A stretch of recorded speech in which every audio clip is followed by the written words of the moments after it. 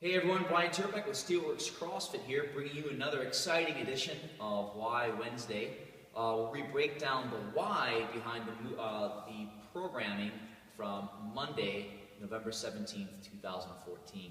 So let's start with our performance track. As you see below, we had a mixture of power cleans, pull-ups, some clean pulls, and also some hollow body rocks. So breaking it down from a movement pattern strategy, we look at hip hinges, core movements, and an upper body pull vertical. Primarily working the CP system today. Our goals are looking at, even though we're trying to build some good, we're testing our pull-up capacity, we're really looking to improve our weightlifting capacity.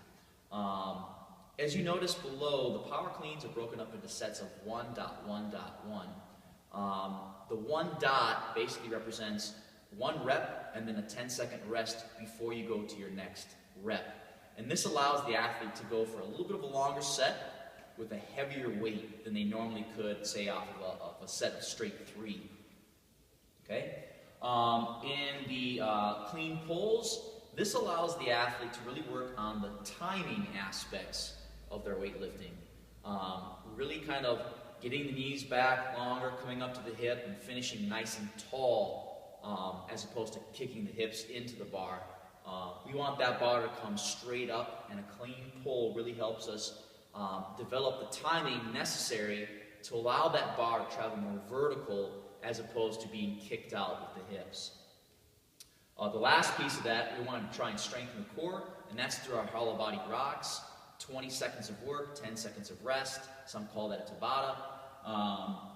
But a really effective way at developing good midline stability, which translates to not only your weightlifting, but also your gymnastics work, and even your cyclical aerobic pieces like rowing, running, everything. It's just a great development tool for the midline.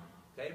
We'll be right back with the competitor program. And last but not least, our competitor program explained today. As you see below, we had a lot of stuff to do. We had power snatches, hang power cleans, high bar back squat, front squats, and then a mixed modal gymnastics piece to help with our conditioning. So looking at it from a movement standpoint, we had everything from a hip hinge, squatting, upper body press horizontal in the burpees, burpee box jumps, and then of course core stuff through our toes to bar. Looking at generally developing the CP system and oxidative system.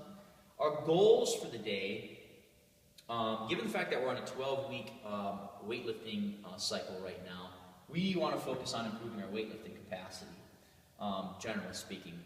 The really goal for the day, given that our weightlifting movements were power-oriented, really looking at trying to finish that second pull. Good tall finish before we went under that bar. Second piece, looking at developing our squatting capacity. We're currently going through the Hatch squat program. It's no secret. It's out on the internet there. I've done it before. It's a really great program. It's very straightforward and simple. It just involves a lot of squatting at least twice a week. So we usually squat on Mondays and Thursdays. So I'm really excited to see what everyone can do 5 weeks from now when we do some testing. And then we had, to finish off the day, we had a mixed modal gymnastics piece of 10 minute AMRAP of 20 walking lunges, 15 toes to bar, and then 10 burpee box jumps. And this is just allow us to maintain the oxidative system through some, I guess, low load gymnastics pieces. Okay. This type of workout also allows us to work on some skill pieces, for instance, like the toes to bar, without getting smashed up too much.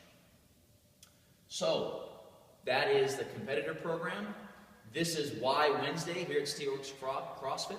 I'm Brian Turbeck. If you have any questions about anything that we do here at the gym, please email me at brian@steelworkscrossfit.com.